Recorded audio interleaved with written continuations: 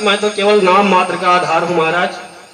जब मैं आदमी को पीछे से कष्ट पहुंचाऊंगा तो ये भगवान उसे याद आएंगे। आराम के दिनों में भगवान आदमी भगवान को याद नहीं कर पाता। ज्यादा आराम अगर उसे मिल जाएगा तो भगवान को कभी याद नहीं करेगा। इसीलिए मुझको भगवान ने बनाया। मैं आदमी को पीछे से ठोकर दूंगा, वो दुखी होगा तभी भगवान को याद करेगा, और भगवान को याद करने से उसका बेड़ा पार होगा, यानी उसे वैकुंठ मिलेगा। अब आप चाहे मार दीजिए चाहे छोड़ दीजिए। राजा ने सोचा विचारा, अरे मैं क्यों मार दूं इसको, भगवान ने बना दिया है। इसकी आयु 4,32,000 वर्ष है कलयुग की। 5,116-17 वर्ष बीता है कुल। पहला चरण चल रहा है, इतने आतंकवादी हो गए हैं, और सोचो 4,32,000 वर्ष बीतने में क्या होगा। इसलिए मुझे मारने का कोई अधिकार नहीं है। जब भगवान ने ही बना दिया है तो मैं क्यों मारूं, छोड़ दिया।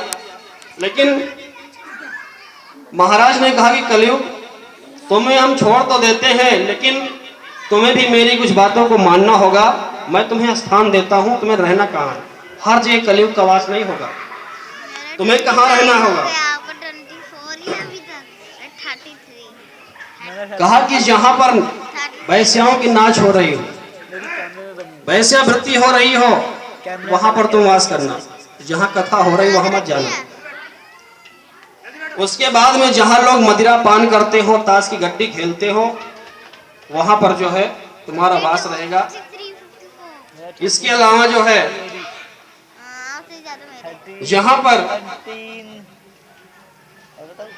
चोरी होती हो, सिंध लगाई जाती हो, जहां पर लोग मांस इत्यादि का भक्षण करते हो, वहां पर तुम्हारा वास होगा।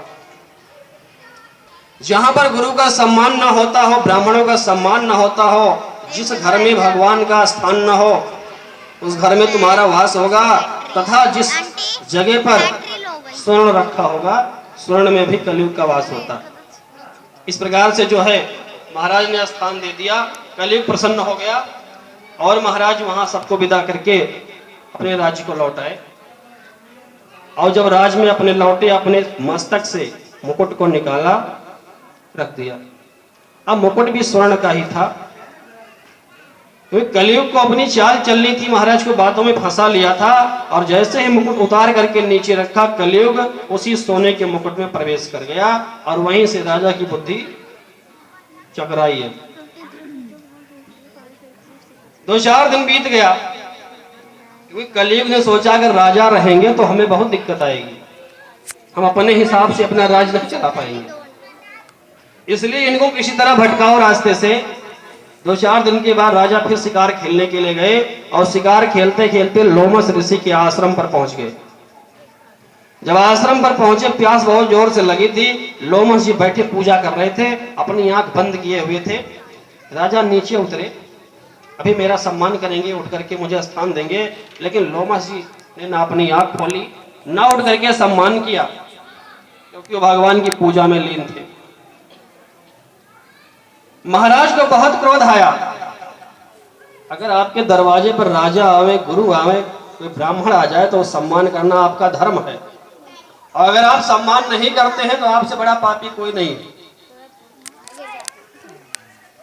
राजा को थोड़ा वहां पर अभिमान होगा, क्योंकि कलयुग का प्रभाव है। मैं इनके आश्रम पर आया, इनको देखो बड़े पुजारी भगवान के बन गए, आंख नहीं खोल रहे हैं। मुझे नहीं पता। चाय पानी नाश्ता कराने की तो बात ही छोड़ दीजिए। मारे क्रोध में जो है भर करके परीक्षित ने क्या किया, अजीब वो गरीब हरकत मन में आई और कुछ ही दूरी पर एक मरा हुआ सांप पड़ा था, धनुष के कोर से उसी मरे हुए सांप को उठाया, उठा करके ऋषि के गले में लपेट दिया और लपेट करके किकियाकर हंसे और हंस करके अपने राज लौटा।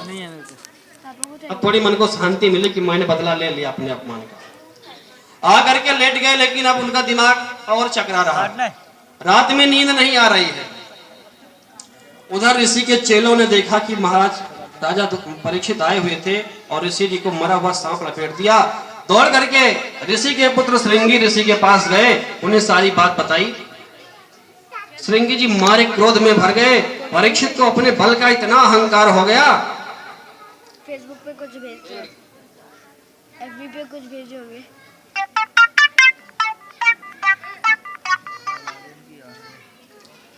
मैं अभी इनको दंड देता हूं। श्रृंगी ऋषि ने क्या किया, अपने कमंडल से जल निकाला और राजा परीक्षित को साफ दे दिया। अरे मूर्ख परीक्षित, तूने जिस मरे हुए सर्प को मेरे पिता के गले में डाल दिया है, मैं तुझे श्राप देता हूं, आज के 7वें दिन यही नाग जिंदा हो जाएगा और तुझे काट लेगा, तेरी मृत्यु हो जाएगी। ठीक 7वें दिन आज की। ऐसा कह करके श्रृंगी ऋषि का क्रोध कुछ जो है शांत हुआ, बैठ गए। उधर लोमस ऋषि को जब पता चला कि मेरे बेटे ने श्राप दे दिया, ऐसी ऐसी बात हुई थी, दौड़ करके अपने बेटे के पास पहुंचे, डांटने लगे, तूने क्या किया, महाराज को श्राप दे दिया।